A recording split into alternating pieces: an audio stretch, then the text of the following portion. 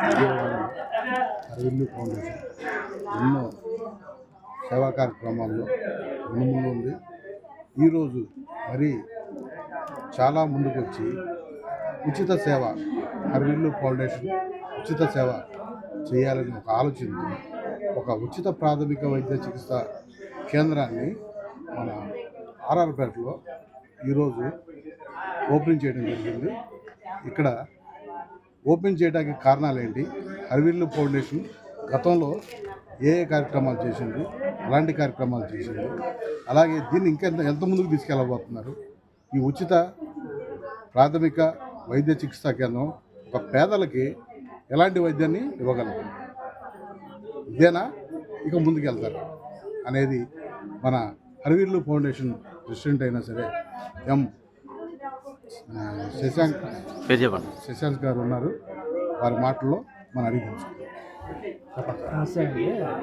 ఇప్పుడు ఈ ఉచిత ప్రాథమిక కేంద్రం అనేది మేము ఈ అరవింద్ ఫౌండేషన్ స్టార్ట్ చేసిన తర్వాత నాకు ఎప్పటి నుంచో ఒక ఆలోచన ఉంది. యాక్చువల్గా ఈ అరవింద్ ఫౌండేషన్ అనేది 2019లో స్టార్ట్ చేసాం.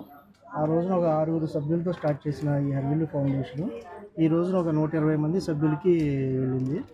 అందరి సహకారంతో మేము ఎన్నో కార్యక్రమాలు చేస్తూ వస్తున్నాం. ఇప్పుడు పేదలకి ఉచిత పుస్తకాల పంపిణీ, పేద విద్యార్థులకు ఉచిత పుస్తకాల పంపిణీ కానీ, పేదలకి ఉచిత బట్టల పంపిణీ కానీ, లేదంటే అనాథాశ్రమంలో పిల్లలకి బట్టల పంపిణీ కానీ, లేదంటే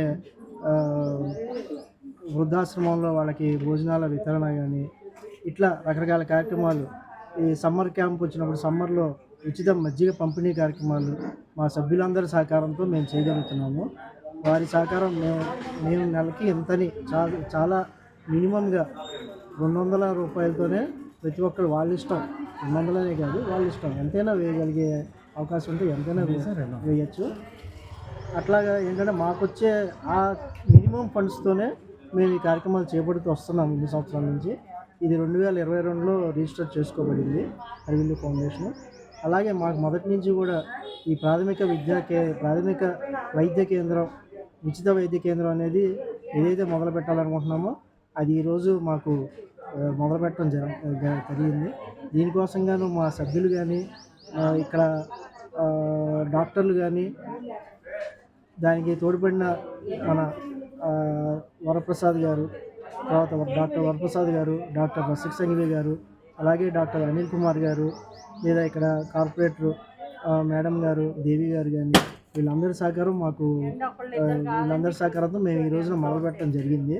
అలాగే ఇది చాలా విజయవంతంగా జరిగిందండి ఈ కార్యక్రమము. అందరి సభ్యుల సహకారంతో మేము దీన్ని స్టార్ట్ చేయడం జరిగింది. ప్రతి ఒక్కరు కూడా వారి సహకారంతో ఎవరు చేయగలిగిన, ఎవరికి తోచిన వాళ్ళు చేశారు. అలాగే చాలామంది ఇక్కడ ప్రజలు, పేద దిగువ మధ్యతరగతి ప్రజలు ఈ ప్రాంతంలో ఎక్కువగా ఉండటం జరిగింది. మేము ఈ నగరంలో, విజయవాడ నగరంలో చాలా ప్రాంతాలు తిరగటం జరిగింది. అన్ని ప్రాంతాల్లో కూడా ఇక్కడ మేము దీన్ని ఈ ప్రాంతాన్ని సెలెక్ట్ చేసుకున్నాము. ఎందుకంటే ఇక్కడ పేదలు దిగువ మధ్యతరగతి జనాలు ఎక్కువ. వారికి ఉచితంగా సేవ చేసి వారికి మాకు తోచిన మేము చేయగలిగిన సహకారం మేము చేయగలుగుతున్నాము. ఇందుకు గాను మాకు మీ మీడియా తరఫున కానీ, మా దీంట్లో కానీ మాకు సహకరించడం జరిగింది. మాకు మీ సహకారంతో మీరు 10 మందికి చెప్పడంతో ఇంకొక 10 మందికి మేము వైద్య సదుపాయం అందించగలుగుతాము. సో ఈ ఒక్క డివిజన్లోనే అందించగలరా, ఇంకా ఇతర డివిజన్లో కూడా ఫ్యూచర్లో అందించగలగరా? ఫ్యూచర్లో ఇంకా మిగతా డివిజన్లో కూడా మేము అందించే అవకాశాలు ఉన్నాయండి. ఎందుకంటే ముందు ఇక్కడ ఈ రోజున మొదలుపెట్టాము. ఈ అరవింద్ ఫౌండేషన్ అనేది ఒక చిన్న దీనిగా మొదలుపెట్టింది, ఈ రోజున ఈ స్థాయికి వచ్చింది. అలాగే మీ అందరి సహకారంతో మేము ఈ డివిజనే కాదు, ఇంకొక డివిజను లేదంటే మిగతా డివిజన్స్లో కూడా మొదలుపెట్టే అవకాశం ఉంటుంది. సో మీ అందరి సహకారం కూడా మాకు, ప్రజల సహకారం, ఈ గవర్నమెంట్ అందరి సహకారం కూడా మాకు ఉంటుందని మేము ఆశిస్తున్నాము. అలాగే అరవింద్ ఫౌండేషన్ అధ్యక్షులు ఉన్నారు. ఈ డివిజన్ కాదు, ఇక ముందు కూడా అందరూ చేయూతనిస్తే ఇక అన్ని డివిజన్లో కూడా ఇలాంటి సేవా దృక్పథంతో అనేక కార్యక్రమాలు మేము చేస్తామని. ఇప్పుడు ఇది ఒక్కటే కాదు, ఇంకా చాలా కార్యక్రమాలు కూడా వాళ్ళు చేశారు. జీవాలు అన్నాలు పెడతాం కానీ, చేయడం కానీ, ఏదైనా బెగ్గింగ్ చేసే వాళ్ళకి బట్టలు ఇవ్వడం కానీ, ఇలాంటి చాలా చేశారు. అయితే ది అరవింద్ ఫౌండేషన్స్లో కొంతమంది వయసు పోయినా సరే యువతలాగా పనిచేసే వాళ్ళు ఉన్నారు. వాళ్ళల్లో ఒకళ్ళు మనకి ఇక్కడ ఉన్నారు.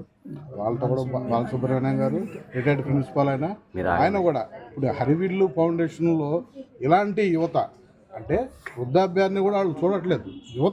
యూత్ మనం వెళ్ళాలి, ముందుకు వెళ్ళాలి, సేవ చేయాలి అనే ఒక సంకల్పంతో యూత్ లాగా ముందుకు వస్తున్నా. ఇప్పుడు వాళ్ళతో కూడా 2 నిమిషాలు మనం మాట్లాడు. ఈ సందర్భంగా ఇందాక డాక్టర్ గారు చెప్పినటువంటి ఒక మాటని గుర్తు చేస్తున్నాను. మనం పుట్టినప్పుడు జీరోతో మొదలుపెట్టాము, పోయేటప్పుడు జీరోతోనే పోతాము. ఈ మధ్యలో ఉండేటటువంటి దానిలో ఎంతో కొంత సమాజంలో మనం భాగమైన వారికి కొంత చేయాలి అనే దాంతోనే నాకు శరీరంలో ఆ శక్తిని ఇస్తున్నాడని అనుకుంటున్నాను. మీరు ఈ విధంగా ఎంకరేజ్ చేస్తున్నందుకు కూడా మిమ్మల్ని ముందు అభినందిస్తున్నాను. థ్యాంక్ యూ అండి. ఈ ఆర్ఆర్పేటలో ఈరోజు ఓపెన్ అయిన దానికి B10 TV reporter Shaik Habeeb Basha, Vijayawada.